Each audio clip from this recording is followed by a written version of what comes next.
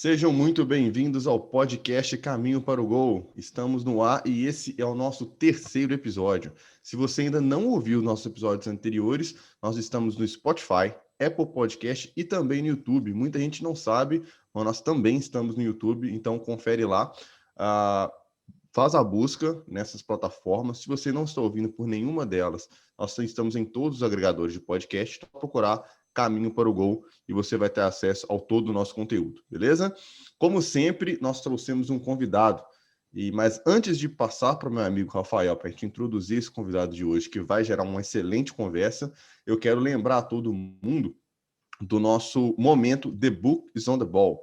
O The Book is on the Ball é um momento que nós trazemos sugestões para você que está nos ouvindo, indicações de livros, de estudos, de artigos, para você continuar estudando e se aprofundando no futebol, e também curiosidades, entretenimentos, filmes, coisas para você passar o seu tempo e também estar relacionado com o futebol, beleza? Então, fica até o final. No final do episódio, nós vamos trazer as nossas sugestões e também confere a descrição desse episódio ou do vídeo.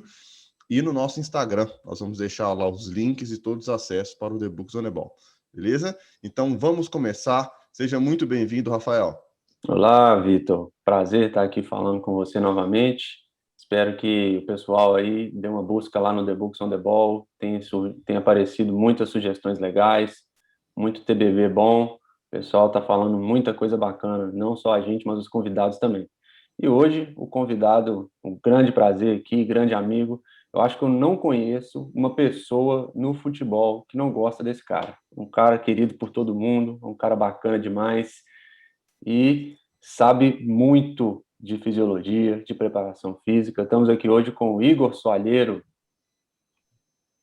Olá, bom dia, Rafael, bom dia, Vitor, bom dia, ouvinte, boa noite, ouvinte, ou boa tarde, ouvinte, dependendo da hora que você estiver ouvindo isso aí. Prazer, me chamo Igor e é uma honra estar aqui junto com meus amigos para esse debate que vai ser bem legal. Bacana demais, Igor, com certeza vai ser uma conversa bem legal. Igor, a gente vai começar pela pergunta básica, né? Fala pra gente aí um pouco da sua trajetória e como que você fez a escolha pela fisiologia. Quando a gente fala dessa minha trajetória, é interessante porque eu vou voltar 10 anos atrás, que como toda criança brasileira, quase toda criança brasileira tem aquele sonho de jogar futebol. E não era para ser. E numa conversa com meu pai, num sítio próximo aqui, à noite, eu lembro direitinho, nós decidimos que iria parar de tentar ser jogador profissional, isso eu com 16, 17 anos, e estudar para entrar na Universidade Federal de Minas Gerais. Nesse processo, consegui entrar para a Educação Física, da UFMG, e desde o princípio, eu sempre tive essa vontade de trabalhar com a fisiologia do futebol.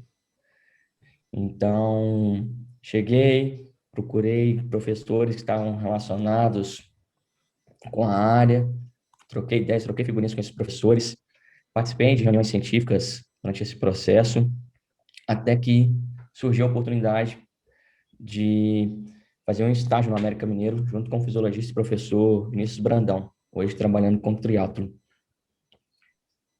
Fui estagiário dele, em seguida ele saiu, entrou o professor Adriano, hoje fisiologista do Fortaleza.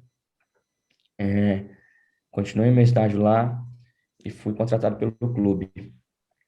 Um pouco depois eu recebi um convite para montar o departamento de fisiologia do Clube de Regatas Brasil, CRB, de Maceió. Passei um ano lá, depois um ano no Vila Nova de Goiás. Em seguida, fui para o Santa Cruz de Recife e hoje estou como um dos fisiologistas da categoria de base do Cruzeiro, junto com o professor Thiago Santos. Então, a paixão pela fisiologia foi desde o primeiro período lá na faculdade. Maravilha, Igor. Vou iniciar fazendo as perguntas aqui. Primeiro, uma pergunta mais geral, até para quem não é da fisiologia, entender um pouquinho mais ou menos e saber o cenário geral na sua opinião. O futebol, por tradição, ele tem uma resistência grande a novas tecnologias e novos conhecimentos. A fisiologia do exercício chegou no Brasil, por volta do final dos anos 80, com o professor Emerson Silame. Ele foi um dos pioneiros aí, um cara que introduziu bastante. Você já esteve em diferentes mercados no Brasil, diferentes estados, diferentes clubes. Hoje você diria que a fisiologia já foi totalmente incorporada no futebol brasileiro? Isso já faz parte da nossa cultura ou ainda sofre algum tipo de resistência? É legal você abordar essa parte histórica com o professor Emerson, professor Turíbio também do São Paulo, foi uns que iniciaram esse processo da fisiologia no futebol, e ela vem desenvolvendo.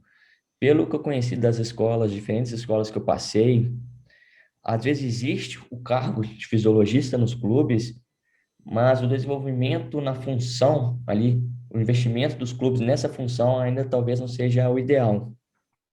Então, muitos clubes ainda não têm o suporte tecnológico e investimento financeiro para que o departamento se evolua e consiga fazer um bom trabalho, evoluir ainda mais esse trabalho nos processos. Quanto à questão de resistência, eu vejo ela de uma forma muito menor que talvez há 10 anos atrás, 5 anos atrás, 6 anos atrás. Os profissionais que estão atuando no futebol e estão permanecendo no futebol já viram a importância da figura do fisiologista nos clubes, que ele está ali para ajudar. Então, essa resistência está diminuindo diariamente, de uma forma longitudinal, que vai trazer benefício para o clube. Só que eu acho que ainda o investimento na área poderia ser maior. Então, eu vejo muitos clubes preferindo gastar um salário alto, vamos dizer assim. Não vou dizer um salário astronômico, como existem alguns atletas que têm, mas um salário alto para alguns atletas, em vez de, por exemplo, investir num departamento não só de fisiologia, mas de fisioterapia, de análise de desempenho. Então, você gasta 50 mil, 60 mil reais no salário para um atleta, que às vezes nem joga no seu time, e esse dinheiro você poderia investir em tecnologia para sua equipe, e dessa forma ter melhores resultados no futuro, por exemplo. Ô Igor, muito legal você falar isso, porque muitas vezes isso tem muita relação com o pensamento a curto prazo, né? Pensa no atleta diretamente, o atleta que causa impacto lá na hora de entrar em campo. E eu não sei você, mas eu tenho a sensação que muitas vezes, quando chega um fisiologista, e às vezes, igual você teve no CRB, para iniciar o departamento, aí é necessário alguns equipamentos, algumas coisas assim, e aí eles veem o valor dos equipamentos e se assustam, e acham assim, é engraçado como para um atleta talvez não seja, mas na hora que você vê os equipamentos, fala, nossa, mas isso é muito dinheiro. Existe um pouco dessa resistência do investimento nesse sentido? Sim, porque realmente o valor não são equipamentos baratos, são ferramentas caras. Hoje você vai pensar nos GPS, um custo-benefício interessante, 30 unidades, você vai pagar 100 mil reais, vai investir 100 mil reais, na verdade, não vai pagar. Só que nós temos que olhar por outro lado, que aquele atleta, estando com esse investimento que você fez na fisiologia e nos outros departamentos também, isso é mérito de todos os departamentos, o clube tende a ganhar. O gasto vai ser se aquele atleta que tem um salário alto ficar no departamento médico, que aí ele não vai estar produzindo para a equipe, não vai poder desempenhar sua performance ali no jogo e contribuir para que o time ganhe. Então, aí eu vejo como um gasto. Se você tem um pouquinho de conhecimento para esse investimento, sei das dificuldades dos clubes do Brasil, sei da pressão que existe em todas as partes do mundo, não só aqui no Brasil, mas aqueles clubes que nós estamos vendo que estão buscando esse investimento nas diferentes áreas, está colhendo os resultados. De pouco em pouco estão colhendo os resultados. Então, é saber o profissional também vender esse produto, saber a importância de divulgar e convencer seu superior que compre. E é importante o supervisor também, o seu superior, ter o conhecimento da importância daquela ferramenta que vai ajudá-lo. Aí essa distância aí que tem que se juntarem, se encontrarem, para que ambos tenham bons resultados. E, ô Igor, você que já passou por diferentes realidades do futebol, formas de ver a fisiologia, a gente sabe que em Belo Horizonte, graças ao trabalho do professor Emerson e de vários alunos deles que vieram depois, a fisiologia já é um bom conceito, né? Quem é de BH vê a UFMG e as outras faculdades da cidade como um produtor de fisiologistas. Mas em outros estados do Brasil talvez seja um pouco diferente. O que eu quero te perguntar é nesse sentido, quando você vai conversar com dirigentes sobre investimentos no departamento de fisiologia ou até mesmo criar um departamento de fisiologia, ainda entra muito naquela pergunta de tipo assim, eu vou gastar esse dinheiro aí, mas isso aí vai me fazer ganhar o jogo? Os caras têm essa visão imediata de investimento em fisiologia, eu ganho o resultado em campo imediato. Os caras já têm uma noção de que isso vai criar ferramentas para eles e vai colher o resultado lá na frente. Sim, então vou dar um exemplo prático que eu presenciei, que eu participei do processo no Vila Nova de Goiás, da compra de umas novas ferramentas. Então, qual que foi o processo nosso? Foi identificar essas ferramentas que eram interessantes para o clube e financeiramente boas para comprar, para a realização da compra do clube. E nisso ali é buscar mostrar a importância daquilo, é mostrar que a gente vai identificar aquele atleta que precisa de um treinamento um pouco maior, identificar aquele atleta que está num estado de fadiga, então talvez tenha que reduzir esse treinamento. E a outra parte que eu vejo é mostrar que ela é benéfica para o treinamento e para o treinador, para a busca desse resultado. Então, quando você tem uma ferramenta que te mostra em tempo real a distância percorrida, a distância em alta densidade, já é muito melhor daquela ferramenta que você tem que esperar o treino acabar para então você ver quais foram as métricas daquele treinamento. Então, nessa venda para o seu superior, cabe ao profissional conseguir mostrar isso, que ele não está gastando, que ele está, na verdade, investindo e que a longo prazo vai trazer benefícios.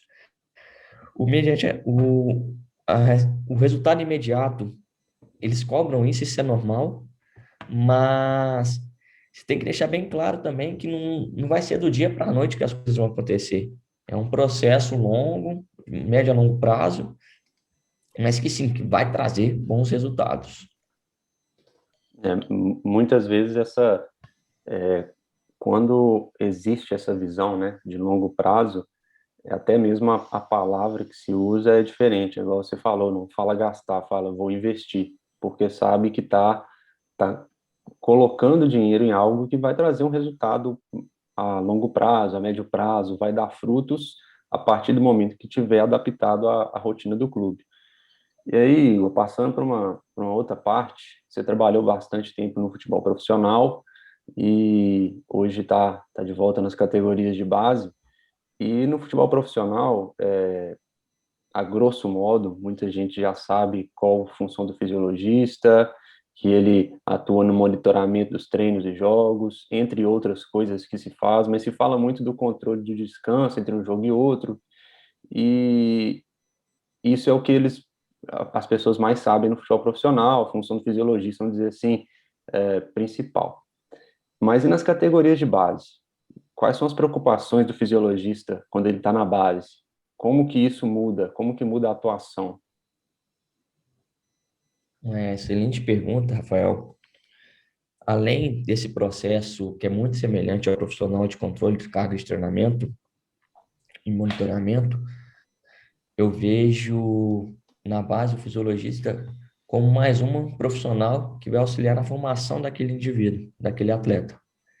Então, eu procuro, por exemplo, orientar os meninos sobre a importância de dormir, a importância de se alimentar bem, para que no futuro ele seja um atleta melhor e mais completo, que isso vai trazer benefícios para eles, diferentemente do profissional, que aquele atleta já vem de uma determinada formação, que às vezes é uma formação pobre,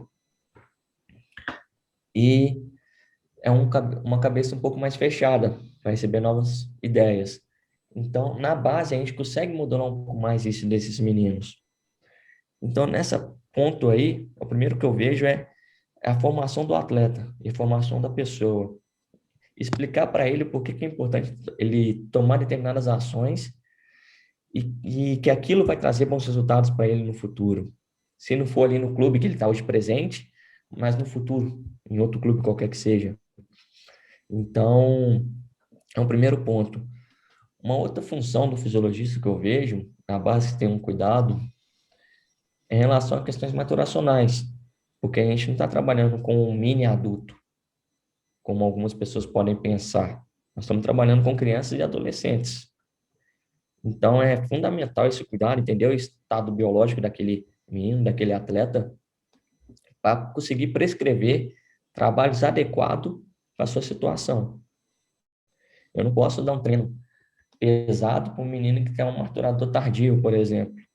Eu tenho que saber distinguir a relação dessas maturações desses meninos, desses estados maturacionais desses meninos, desses atletas, para então prescrever treinamentos com uma maior qualidade. Mas o ponto principal, na minha opinião, hoje de um fisiologista de base, é auxiliar na formação desse atleta para que ele seja o melhor profissional e desempenhe da melhor forma possível quando for requisitado pelo treinador. Entendi. É bastante interessante, Igor. E agora eu quero, ainda ficando no tema da categoria de base, eu quero a sua visão sobre o contexto geral de futebol brasileiro, pensando no Brasil. É recente, né, essa chegada da fisiologia nas categorias de base. Como que você vê esse processo? Como é que está a utilização da fisiologia na categoria de base? Como está o processo de evolução? Como é que está esse cenário a nível Brasil? Vitor, pelo que eu consegui acompanhar, é um processo que está bem devagar ainda, sabe? Os maiores clubes do Brasil hoje já têm um profissional atuando na fisiologia de base. Grande parte desses clubes principais do Brasil, na minha opinião, pelo que eu vi. Mas aqueles clubes intermediários, medianos, vamos dizer assim, até pelas suas dificuldades financeiras que ainda se encontram, de estrutura também, esse profissional ainda é ausente. Ou se tem, ele não tem as ferramentas adequadas para desenvolver bem o trabalho, na minha opinião. Às vezes ele tem apenas o básico ali, que ajuda, mas que poderia ter mais ferramentas para ajudá-lo e desenvolver melhor esses atletas para a equipe principal. E essa é uma dificuldade que eu vejo no Brasil de uma forma geral, sabe? Então, por exemplo, assim, a estrutura que nós temos hoje no clube, no Cruzeiro, é a estrutura de equipe profissional, na categoria de base, tranquilamente. O Cruzeiro nos fornece muitas boas ferramentas para isso. E nisso, o trabalho se desenvolve com uma melhor qualidade. Algo que talvez você não encontre num clube de terceira divisão, por exemplo, que às vezes nem o departamento de fisiologia do profissional ainda está totalmente montado, ainda tem suas dificuldades de equipamento e material disponíveis.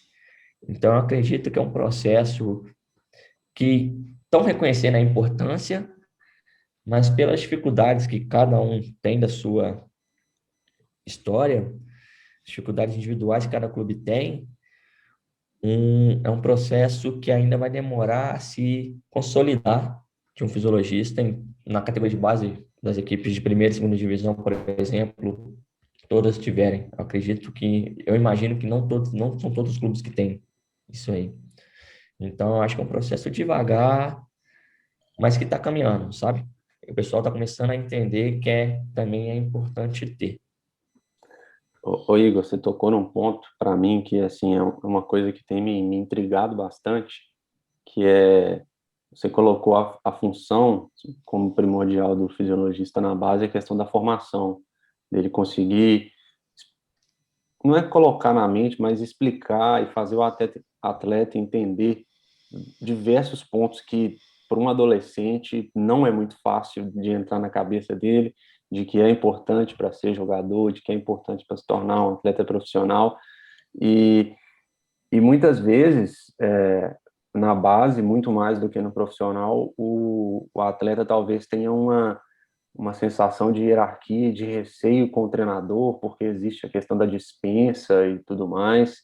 Então, como que entra o fisiologista nisso? Em algum momento, às vezes, o atleta pode confiar muito mais em compartilhar informações com o fisiologista do que com o próprio treinador, assim como acontece com alguns atletas lesionados que se tornam grandes amigos do fisioterapeuta em detrimento da comissão técnica que fica no campo o tempo inteiro.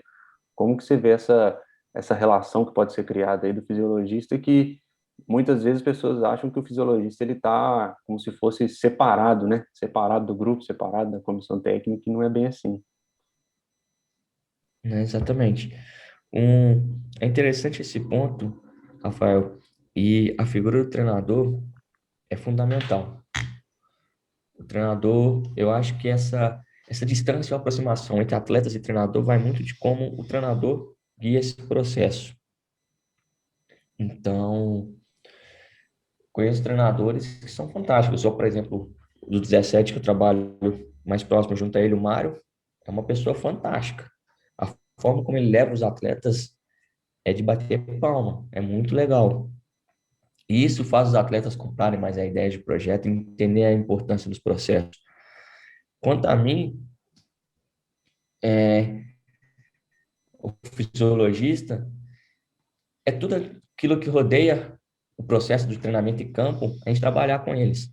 Então, é a questão da alimentação, é orientar, falar, ó, se você não se alimentar direito, sua composição corporal vai estar prejudicada, e isso aí vai trazer malefícios para vocês. E junto com a comissão técnica é importante eles falarem a mesma língua que a gente e nós falamos a mesma língua que eles também. É um processo de unidade que eu vejo. Então, quando esses dois profissionais, três, quatro profissionais estão unidos, falando a mesma língua, a forma de levar o processo é muito mais tranquila. E isso faz uma adesão de atleta a querer participar do projeto e a fazer as ações que foram estipuladas de uma forma muito mais fácil. Então, o primeiro ponto que eu vejo é a unidade entre os profissionais e como levar. Não adianta eu só querer xingar os meninos, porque eles estão alimentando mal, não estão dormindo bem. Não treinador só xingar os atletas lá no campo porque não estão conseguindo treinar, mas sim entender todo aquele processo, todo aquele contexto que os atletas estão inseridos, identificar pontos positivos e negativos e corrigir esses negativos para o melhor desenvolvimento desse trabalho. Eu vejo dessa forma essa relação. Uma via de mão dupla, basicamente. Ô Igor, aproveitar um gancho que você deu aí, que você falou sobre os conselhos, a forma que você ajuda os atletas no dia a dia. E uma das coisas que você tocou, que você conversa com os atletas, é sobre sono. E eu sei que você é um cara que se preocupa bastante com isso, estuda bastante o sono. Então, de uma maneira geral, te perguntar como que o sono ele pode determinar e influenciar a performance do atleta. Vitor, legal pergunta. O sono é fundamental para todos os seres humanos. Aqueles que estão ouvindo, acho que é importante vocês saberem disso. Se a gente for pensar na nossa evolução como ser humano, desde os nossos antepassados ali, todos dormiam, e essa adaptação do sono sempre continuou. Esse processo do sono sempre continuou. Então, mostra o quanto o sono é importante para nós seres humanos e para inúmeros animais, se não todos. Sobre a performance do sono e atleta, essa relação é crucial. Então, o sono é um momento que o tecido muscular vai ser reparado com a liberação de alguns hormônios anabólicos que ali que ocorrem nesse processo desse sono, como GH, por exemplo, e testosterona. Também é no sono que todas aquelas informações que foram adquiridas durante o dia são processadas e consolidadas no nosso cérebro. Então, é de fundamental importância que esses atletas tenham consciência que ter um bom sono vai influenciar em tudo que eles fizerem no dia seguinte. Então, se aquele atleta não dormiu bem, a chance de lesão dele aumentam. Se esse atleta não dormiu bem, vai estar com um estado de sonolência maior. Se eles não dormirem bem, as tomadas de decisões deles vão ser prejudicadas, o que vai prejudicar o trabalho deles. Então, é fundamental. E é importante se abordar esse assunto, porque grande parte da população mundial, desculpa, grande parte da população mundial apresenta algum probleminha com o sono. E às vezes a gente não sabe. Então, é importante que as pessoas tenham esse conhecimento, esse cuidado com o sono, que tanto para nós profissionais que ficam à beira do campo, quanto para aqueles atletas que estão ali inseridos, é fundamental para o bom desenvolvimento do trabalho. Se esse atleta não dorme, a chance de sucesso no seu desenvolvimento esportivo tende só a diminuir. Então, com a curiosidade, tem um estudo feito com jovens atletas que mostrou que aqueles atletas que têm uma possibilidade de chance de lesão de quase 2 vezes, simplesmente porque todos aqueles hormônios que ajudariam nesse processo de recuperação são atenuados por eles estar restritos de sono ou privados. Então, é importantíssimo juntar seus atletas, mostrar a importância do sono e passar estratégias de higiene do sono, que são basicamente algumas ações que você pode fazer para que você busque uma melhor qualidade desse sono desses atletas. E dando um exemplo de até um estudo que eu participei, junto com o professor Marco Túlio, a professora Andressa, com atleta de futebol, nós vimos que das lesões que aconteceram, 94% poderia ser explicada pela eficiência do sono desses atletas. O que é eficiência do sono? Eficiência do sono é a relação do tempo deitado com o tempo dormido. Então, tem que estar acima de 85% do tempo que você ficou deitado, 85% desse tempo tem que estar dormindo, por exemplo. Então, essa eficiência é calculada dessa forma. E se esse atleta tem uma baixa eficiência, sua recuperação é prejudicada e a chance de lesão dele aumenta bastante. Ainda explorando essa questão do sono, você falou da restrição de sono, né? A privação, pelo que eu acredito que eu entenda, é a pessoa não dormir hora nenhuma. E a restrição seria a pessoa ter um sono ruim, né? Um sono interrompido, ou um sono que ele não chegue no sono REM, algo desse tipo, não é isso? Quando eu falo em privação, é realmente você não dormir hora nenhuma, ou você privar aquele indivíduo de algum estágio do sono, mas você só consegue junto a um exame chamado polissonografia, que através dos resultados que vão mostrando lá, você consegue identificar em que estágio do sono aquele indivíduo está. Então, eu posso dizer que está privado de sono de uma forma total ou privado de sono REM, por exemplo, que é um dos estágios do sono, vamos dizer assim. E quando eu falo restrito de sono, é que, por exemplo, você só vai dormir a partir de 2 horas da manhã. Você vai acordar às 8 horas da manhã, independente.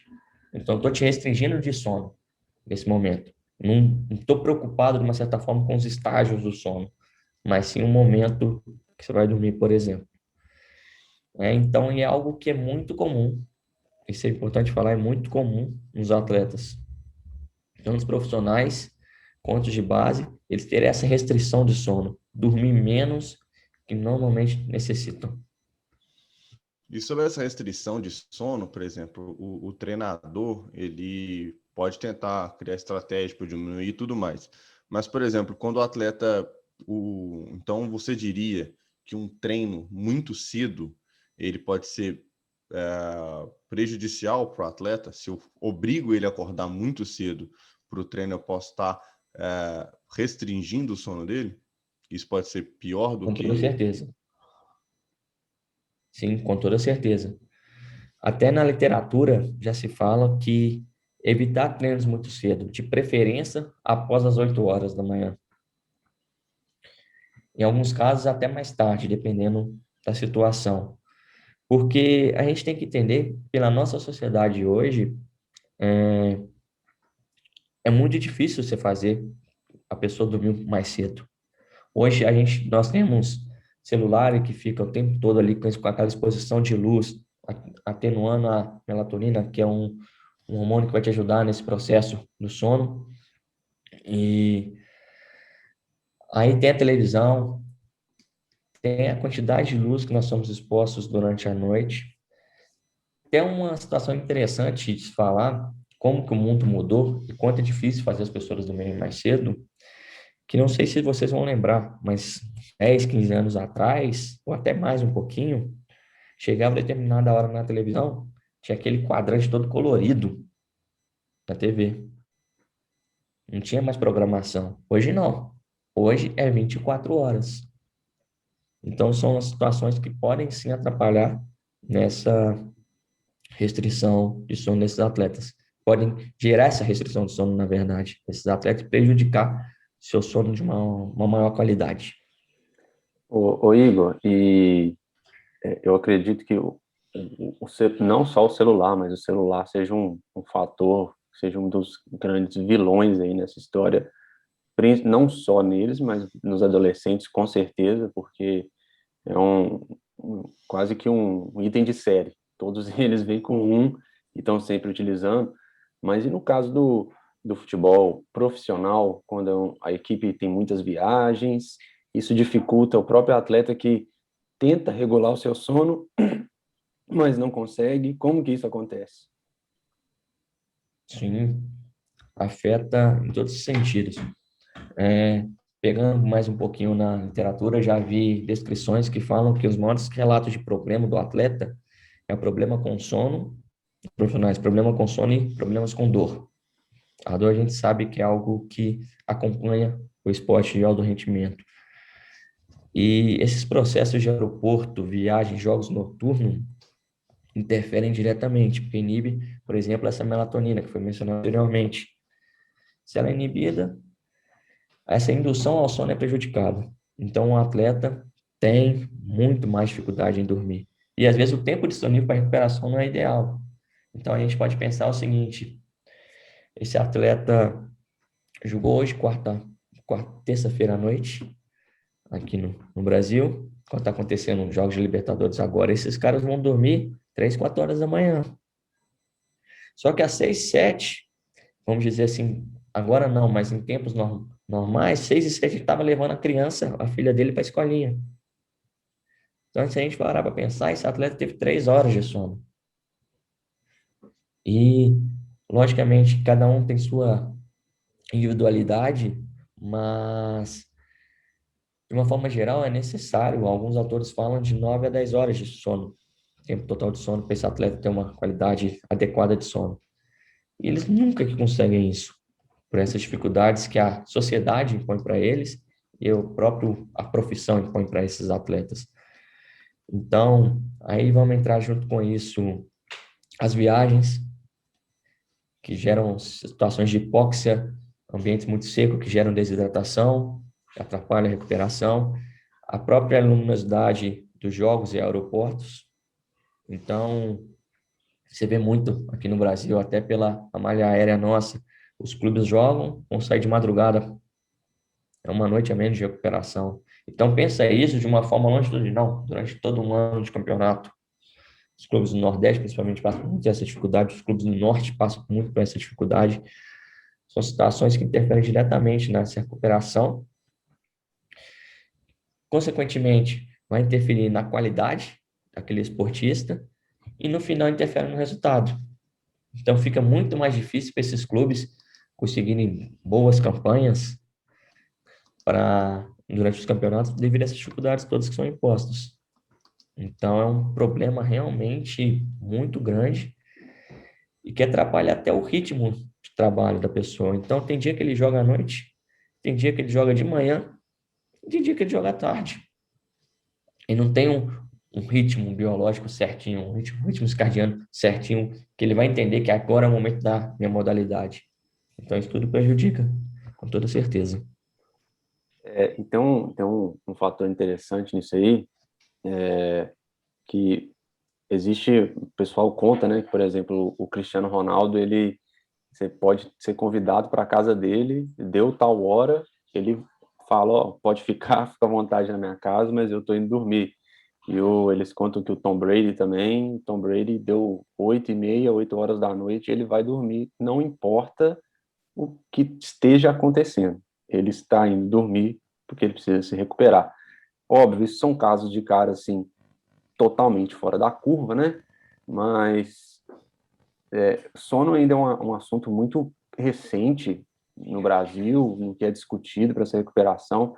Existe algum alcance na família? Porque a família tem uma influência muito grande sobre isso, sem dúvida nenhuma. Igual você falou agora não, ele tem que levar a filha, não tem que levar a filha para a escola, mas às vezes a filha está tendo aula online, dentro de casa, no momento que ele poderia estar dormindo. É, Exatamente. então, assim, como que poderia ocorrer uma conscientização da parte da família para auxiliar o próprio atleta nessa questão do sono dele? Sim. É legal você falar disso aí, da questão da família. Tem um livro do McKeown, um pesquisador, se eu não estiver errado, acho que ele é australiano, que ele coloca uma imagem no livro dele, que você tem a carga de trabalho, a carga de treinamento de um lado, e do outro lado tem a carga que ele chama carga social, que é o cotidiano dele. Todos esses fatores geram estresse nesse indivíduo, nesse atleta, e se ele tem uma boa recuperação ou não, a gente vai saber se ele vai ter uma evolução ou uma involução e, consequentemente, uma lesão, por exemplo. Então, é importantíssimo o conhecimento da família quanto a isso. E o clube pode buscar, falando de futebol, maneiras de ajudar. Então, eu vi situações que o clube nos organizamos para aqueles atletas que tinham crianças novinhas em casa, que a gente sabe das dificuldades que tem de chorar de madrugada, com fome, vontade por ter suas necessidades, né? Então, o que que nós propusemos? E alguns atletas aderiram 2 dias antes, já concentra para esses atletas, para tirar desse ambiente que vai prejudicar a recuperação dele. E muitos atletas foram prontidão rápida, foi muito rápida. Não, eu topo, acho válido e vou fazer. Então, isso é uma maneira que a gente pode tentar trabalhar. Uma outra, que é um pouquinho mais complexa, aí também vai entrar na individualidade familiar de cada um, que a gente sabe das dificuldades que o brasileiro tem, de uma forma geral, é essa conscientização com a família. Então, existe a possibilidade da sua mãe, dando um exemplo aqui, hipotético, da sua mãe ou da sua sogra vir para o seu apartamento te ajudar nesse processo, para ajudar a sua esposa nessa dificuldade, porque o filho é um processo do pai e da mãe, não apenas da mãe. E o atleta precisa dessa recuperação. Então, é conscientizar e ver a realidade de cada um, o que que é possível, o que que não é possível. E dessa forma, buscar maneiras para otimizar essa recuperação desse atleta, otimizar esse sono desse atleta para ele que consiga desempenhar da melhor forma possível. Ô Igor, só para a gente fechar esse assunto do sono, o sono ele age diferente nas pessoas de acordo com a idade, né?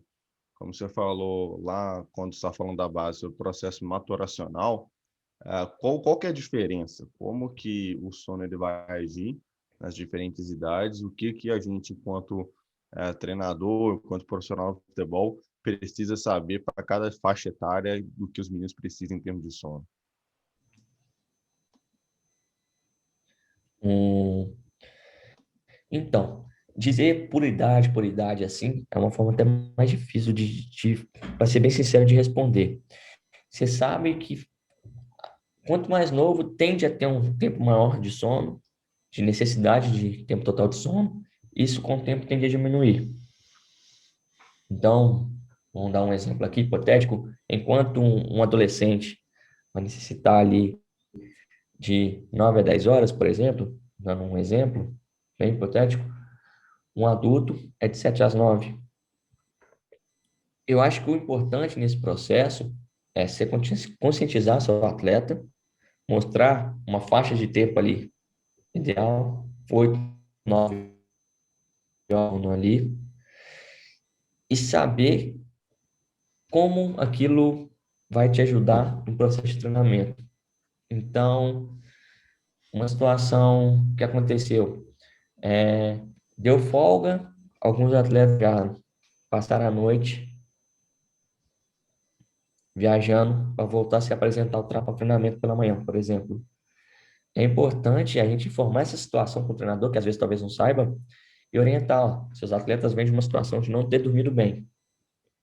Então, o processamento daquelas informações está um pouco comprometido, eles não vão conseguir concentrar tão bem no que está pedindo. O que eu te aconselho? Faça atividades menos complexas, com menos informações, com informações menos complexas, que esse entendimento vai ser mais fácil e a qualidade do treinamento vai desenvolver. Mas, pensando em tempo assim, é orientar, colocar uma faixa de horários para aquele atleta, por exemplo, 9 a 10 horas, como foi mencionado anteriormente, 8 a 9 horas, dessa forma, orientar para ele que consiga cumprir esse tempo. E o treinador também auxiliar nesse processo. Então, não adianta eu pedir para ele dormir 8, 9 horas e colocar o treino 7 horas da manhã, porque ele não vai ajudar, não vai bater, não vai conseguir dormir 10, 9 horas da noite, pelas necessidades sociais que ele tem. Então, eu consigo atrasar um pouquinho o treino? Consigo. Atrasar não, colocar um pouco mais tarde? Consigo. Vamos colocar um pouquinho mais tarde. Mas nesse sentido. Esse tema do sono, ele é sensacional. Nós vamos ter que voltar nele em algum momento depois, bater outro papo, trazer mais gente para conversar sobre o assunto. Muito, muito bom. E a gente você já estava entrando também um pouco na questão das lesões, né, no futebol que tem. E assim, algumas lesões, elas são possíveis de se prever, outras não. E os clubes, o investimento que se faz muitas vezes é pelo menos para evitar essas lesões que são possíveis de prever, para que elas não ocorram mais. As que são de choque e tudo mais, do jogo, não tem como você ter controle sobre isso, mas outras, musculares e algumas outras, sim. Como que você vê a atuação do fisiologista nesse aspecto, Igor? Legal. O primeiro ponto é a gente entender que essa lesão ela não é de uma forma linear. O que seria isso? Pela CK dele estar alterada, por exemplo, a CK é uma enzima bastante utilizada no futebol. Se a CK dele está alterada, quer dizer que ele vai lesionar? Não. A lesão, a gente tem que entender que ela tem pesos diferentes em contextos diferentes. E que existe uma rede de fatores, como foi proposto pela professora Bittencourt, que podem direcionar para essa lesão ou não. Um histórico de lesão que esse atleta já tenha, um estado de fadiga que ele possa estar, uma má qualidade de sono, como já foi falado anteriormente, estado de hidratação mal realizado, mal feito. Então, como que a gente faz? A gente procura inúmeros marcadores no contexto, de uma forma geral, para tentar orientar a comissão técnica uma possível lesão, que mesmo assim não quer dizer que vai ocorrer. Então, vamos pensar de uma forma, de um contexto. Você junta todos esses fatores, que CK alterada, estádio 1 alterado, percepção de fadiga alto, fadiga muscular alterada também, aí vamos pensar que ele veio de 3 jogos consecutivos num período de 7 dias, então todo esse contexto, todas essas informações são convergidas para direcionar qual a ação que vamos fazer. Se esse atleta vai ser poupado daquele treino, vai ser poupado de um futuro jogo ou não. E é importante a parte do treinador nisso aí também, que já até mostrado na literatura que treinadores que são mais democráticos nessas ações de formação, a questão de lesões no grupo dele tende a ser menor. Então, vai para fisiologia, junto todas essas coletas que foram feitas, vem as informações do fisioterapeuta, vem a informação do médico, também vem do treinador, que é importante a opinião do treinador, e também é bom ouvir o atleta, a gente saber como que ele está se sentindo. Dessa forma, a gente tende a entender como vai ser essa intervenção e qual vai ser o direcionamento. Vai ser poupar? Vai ser jogar 10 minutos? Vai ser jogar 15 minutos? Porque tudo isso interfere. Por exemplo, eu tenho um camisa 10, o clássico está tudo alterado, mas é um final de campeonato. Vou poupar ou vou arriscar? Então, tudo isso é importante. Se o atleta vai ter essa situação, poupar, de não jogar, ou se vai jogar com determinados pedidos feitos pela comissão junto ao treinador, por exemplo.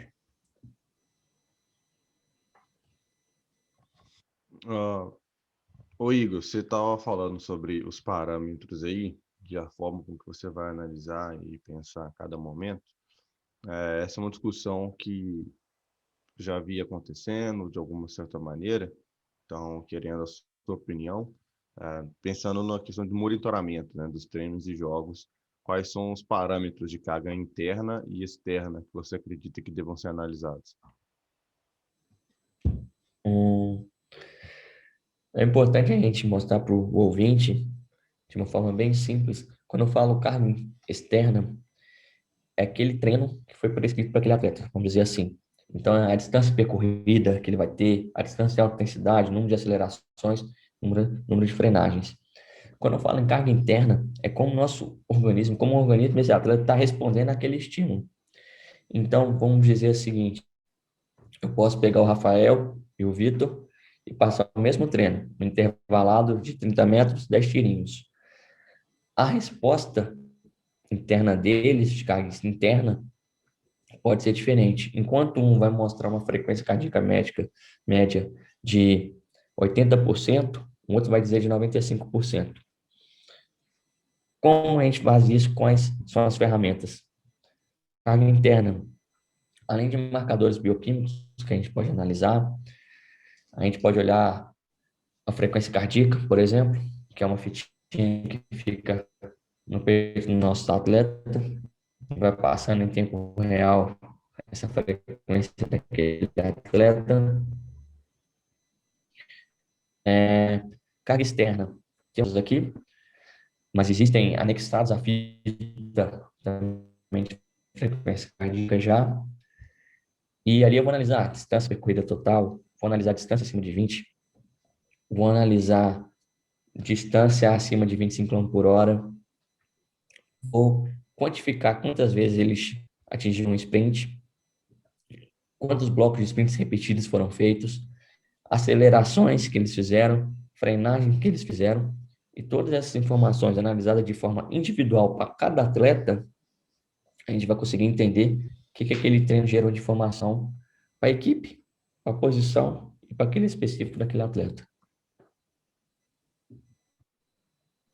Não, isso é legal, porque você colocou de uma forma didática, né? Então, fica fácil de todo mundo entender como que isso é importante. Agora, se você me colocar nesse treino de tiros aí, a minha resposta vai ser assustadoramente ruim. Não dou essa sugestão, viu? Mas, ô Igor, você citou vários fatores, vários indicadores importantes, e na cabeça do treinador, obviamente, não são esses fatores que aparecem primeiro. Isso não é primeiro pensamento dele quando ele está pensando em montar a equipe, mas ele tem que pensar nisso também e associar. Pensando nisso, qual que é a melhor forma que você entende de um fisiologista se relacionar com o treinador e também com o restante da comissão técnica? Sim, legal. A primeira ponto que eu vejo é qual o entendimento da comissão técnica para aquelas variáveis que serão apresentadas a eles. Como que eles entendem o que aquele número representa. Dessa forma, a gente busca conversar, contextualizar, entender quais que eles acham mais importantes, é um ponto fundamental, qual eles realmente entendem, e dessa forma passar a informação de uma forma clara. Acho que a maior dificuldade que tem na nossa profissão é isso, não passar de uma forma impositiva. Achar, Rafael, tira o atleta porque ele está com tantas distâncias percorridas. Opa, não. Professor, tem uma opinião aqui. Eu sugiro que você tire o Rafael por causa disso, disso e daquilo. Se você achar conveniente, pode tirar. Se não for te atrapalhar, pode tirar. Então, essa informação, como ela é passada, é crucial. Se eu passar de uma forma agressiva ou querer falar muito difícil, vamos dizer assim, para aquele treinador, ele não vai entender, ele não vai entender, não vai fazer o que você está pedindo e ainda pode gerar um atrito. Então, tem que passar de uma forma clara com as variáveis que ele entende. Não adianta eu querer falar de bloco de sprint repetido com um treinador que nunca ouviu falar nisso. Ele vai fingir que entendeu, mas na verdade ele não entendeu. Então, eu entendo de distância total, distância acima de 20, distância acima de 25. Eu entendi a aceleração, entendi frenagem, ótimo, vamos focar nessa. E assim trabalhar contra isso. Isso aí é muito interessante, porque a gente fica falando sobre as questões técnicas, né, do nosso trabalho, treinador preocupado com ações técnicas e táticas da equipe, o fisiologista com os parâmetros dele que ele analisa, a forma com que ele vai atuar, mas a gente nunca pode esquecer que nós trabalhamos com pessoas, né, com o lado humano. A forma com que a gente fala com as pessoas, isso vai interferir no nosso trabalho. Você pode ter a melhor ideia na sua cabeça, se você não souber transmitir, ela não vai acontecer. Então, esse é um ponto muito importante da gente debater, e eu só fui aprender isso um pouco mais tarde. No começo, eu tive que aprender isso na prática mesmo, né? Não é o que você aprende na universidade, mas é muito interessante. Agora, eu queria te fazer uma pergunta, mais uma vez de âmbito geral, que os clubes hoje em dia já se falam muito em departamentos de ciência, departamento de saúde, como se fosse um grande guarda-chuva da performance. Como que você entende que a fisiologia se encaixa nesse tipo de estruturação de departamentos transdisciplinares? Eu entendo como mais uma engrenagem de todo um processo. Então, de novo, aquela situação da unidade dos diferentes departamentos, todos buscando falar a mesma língua, comprando a mesma briga. Logicamente, divergências vão existir, e é importante ter essas divergências que fazem todos crescerem, mas são tomadas de decisão que envolvem todos esses departamentos, todos esses processos. Não adianta eu ter um pensamento, o médico ter outro, o fisioterapeuta ter outro, o treinador ter outro. A gente não vai entrar num consenso e quem tende a perder é todos nós. Então, uma situação que eu busco falar sempre com o pessoal é que um ajudando o outro, todos nós tendemos a ganhar. Todos vamos ganhar.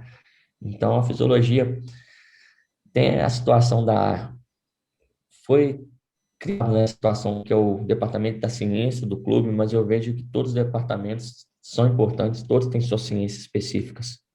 E junto a essas informações ali, vai ajudar no direcionamento do trabalho e na tomada de decisão. Então, a fisiologia eu entendo como mais uma engrenagem de todo um processo complexo que envolve um trabalho de comissão técnica no futebol. Esses departamentos, eles têm aparecido cada vez mais, né, tentando juntar, mas é sempre importante entender que a performance é uma só, mas ela tem, como você disse, as suas engrenagens. O relógio, se uma engrenagem para de funcionar, ele para de funcionar. Então, todas têm que entrar no mesmo ritmo. Isso é bem legal. E para fechar aqui, fechar nosso bate-papo aqui, Igor, o pessoal que está ouvindo aí, essa pergunta aqui é o pulo do gato, hein? Essa aqui é importante. O cara que está ouvindo aí, ele deseja ser fisiologista, ele gosta da área. O que você indica como uma base de preparação ou de estudo para ele se tornar um bom fisiologista, não só do futebol, mas do esporte, se ele se interessar por outra área também? Como que você sugeriria essa pessoa direcionar a carreira e os estudos dela? Eu acho que o primeiro ponto é fundamental é ter resiliência e ter persistência. É o primeiro ponto, porque não é fácil você chegar ao alto desempenho no futebol e nas outras modalidades também. É importantíssimo participar de grupos de pesquisas, de laboratórios de pesquisa, se a sua universidade oferece. Se não oferece, procura universidades próximas à sua casa que ofereçam. Normalmente, as portas são sempre abertas para pessoas interessadas nesse processo. Leituras de bioquímica, leituras de fisiologia humana, fisiologia do exercício. É importante conhecer sobre avaliações físicas. Importante participar de congressos, até para conhecer pessoas e aumentar seu network. E também, consequentemente, aumentar seu conhecimento. E temos que buscar oportunidades. Então, eu busquei oportunidades na época da minha graduação, que fui beneficiário, consegui um estágio. Às vezes as pessoas ficam com aquele receio de pedir uma oportunidade, de conhecer o departamento, simplesmente, ou de poder te ligar e trocar uma ideia. Não tem essa vergonha, sabe? Não, nós já temos, vamos buscar o sim. Então, acho que é fundamental isso. E continuar estudando constantemente, não parar por momento nenhum. Então, e nas últimas 2 semanas, eu fiz um investimento em 2 livros para ficar lendo. Então, é uma aprendizagem, um conhecimento. Essa busca por esse conhecimento tem que ser constante e buscar oportunidades. Ou fazer surgir essas oportunidades. Você sabe que tem um clube na sua cidade que não tem um departamento de fisiologia, por exemplo? Cria bem basiquinho ali, começa devagarzinho, que ali você vai poder treinar para surgir oportunidade num clube maior, tá preparado, e dessa forma desenvolver e qualificar ainda mais seu trabalho.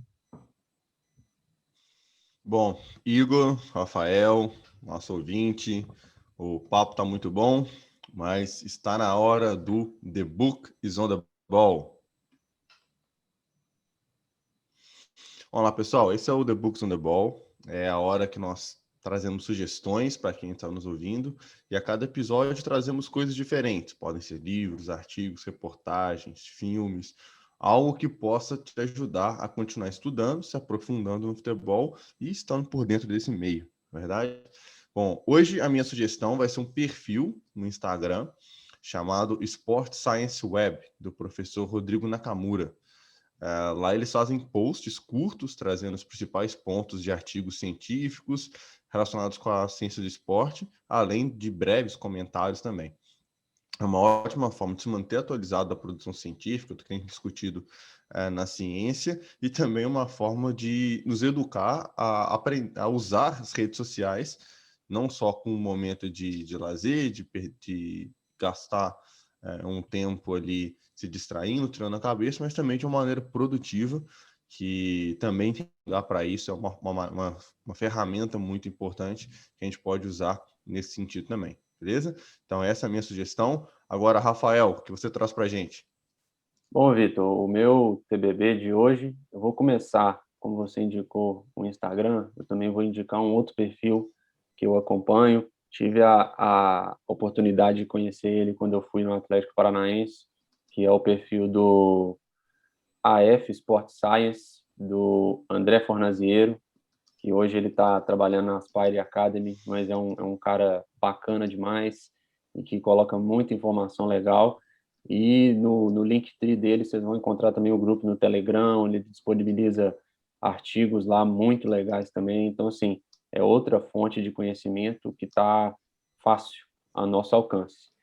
E mais uma que eu vou indicar, que é a newsletter do Vasco Samouco, Newsletter é uma coisa que eu comecei a acompanhar por agora, não tinha muito costume, mas para facilitar até para a gente buscar algumas informações atuais, algumas coisas legais, eu comecei a acompanhar a newsletter do Vasco Samouco, que é um jornalista português, e eu gostei demais. Ele fala sobre, não só ele, mas ele traz matérias sobre liderança, gestão, alto rendimento, formação, tudo isso com uma relação com as ciências humanas e sociais, que é uma coisa que eu gosto demais, e ele tem ficado com uma fixação por coisas relacionadas à criatividade, que é uma coisa que eu também estou na busca para entender cada vez melhor essa questão da criatividade. Então, para quem quiser, busca o Vasco Samouco, a newsletter, vocês vão gostar do que aparece toda segunda-feira lá na sua caixa de e-mails, beleza?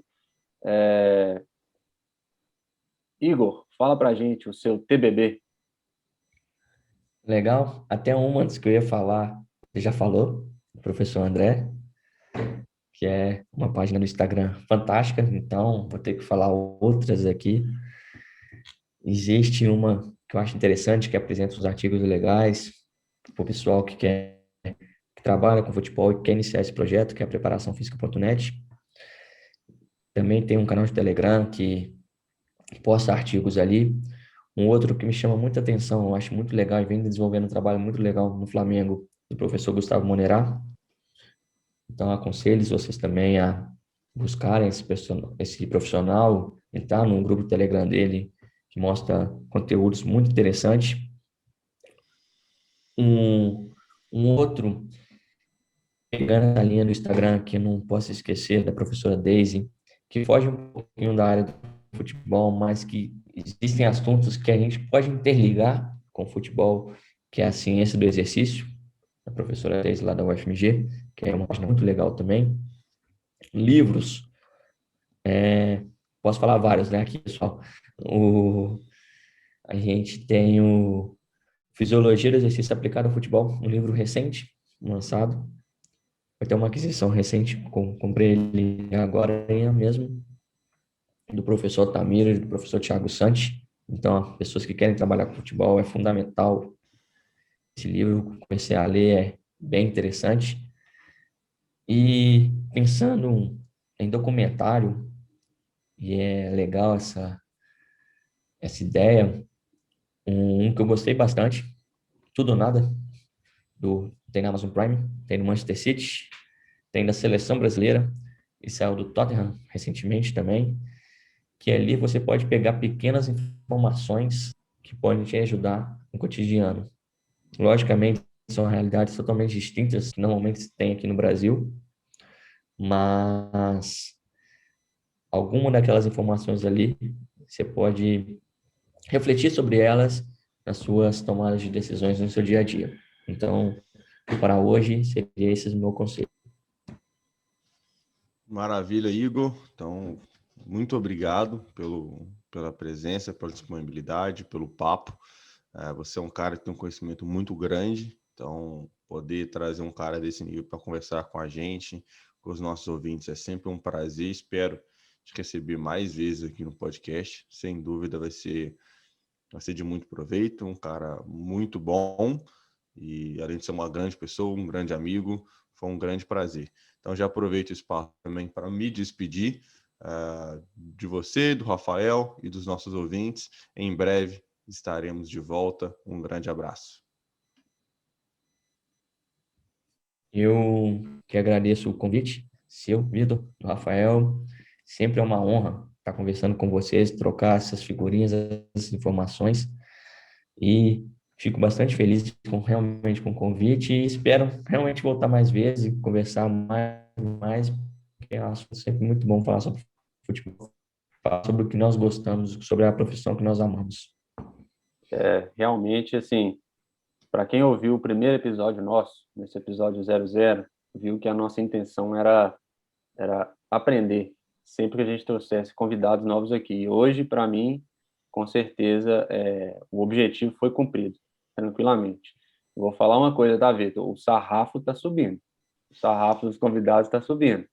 O pessoal vai ter que se esforçar aí para atingir o nível dos primeiros episódios aí. Tá sendo muito bacana. Igor, um grande abraço. Prazer falar com você de novo, meu amigo. Muito obrigado. Espero que a gente possa também compartilhar outras vezes aqui com você presente, viu? Abraço. Eu que agradeço. Abraço. Fiquem todos bem aí.